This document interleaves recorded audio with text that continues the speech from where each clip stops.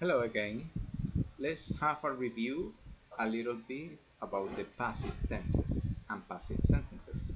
So remember, passive in a sentence with passive verbs, the object of an action, the thing or person affected by the action becomes the subject of the verb.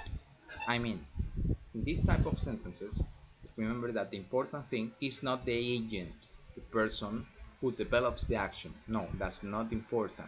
The important thing is the person or the object that receives the action. Okay? For example, I have an active sentence. They have installed 10,000 new solar panels. In this case, the 10,000 new solar panels are the object. They receive, they are affected by the action, by installed. That is the action. And here I don't want to focus on the subject they because I don't know who they are. I want to focus on the object that receives the action, and I can say this in a passive way. For example, 10,000 new solar panels have been installed. In this case, I have to respect the tense. The active sentence was in present perfect, so I have to use present perfect of the verb to be in the passive form. Have been installed. 10,000 paneles solares nuevos han sido instalados. When we know who performed the action and are interested in him or her, it's always better to switch to the active voice instead. I mean, cuando me interesa más quién o qué realiza la acción, en ese caso no utilizo una voz pasiva, utilizo generalmente una voz activa, como es el caso del primer ejemplo. Pero si me interesa más quién o qué recibió el efecto, en ese caso utilizo an active voice, a passive voice, sorry. So, to form passive voice of a verb, use an appropriate form of the verb to be, and also the past participle of the main verb of the sentence. For example, more and more money is being invested in alternative energy. This is an example of passive in present continuous. Is being, that's the present continuous of the verb to be, and invested, that is the past participle of the verb invest, invertir. Example number 2. Wine farms were introduced in Denmark in the early 90s. So this is an example of the passive in past simple. Word.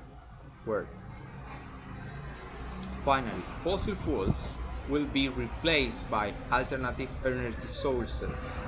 So this is an example of the verb to be in future, will be, and will be replaced is the passive form in the future simple. Fossil fuels will be replaced.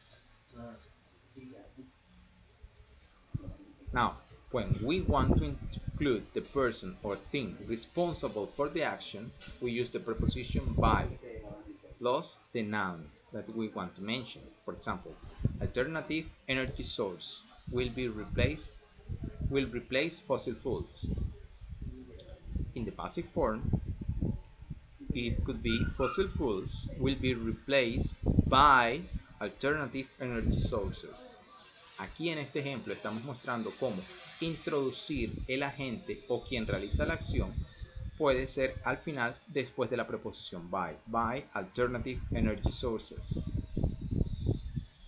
Now, we don't use by when it's obvious who or what is responsible for the action. Cuando es muy obvio quién es el responsable por la acción, no es necesario mencionarlo.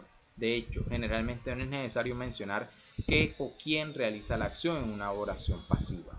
So, the food was brought to our table.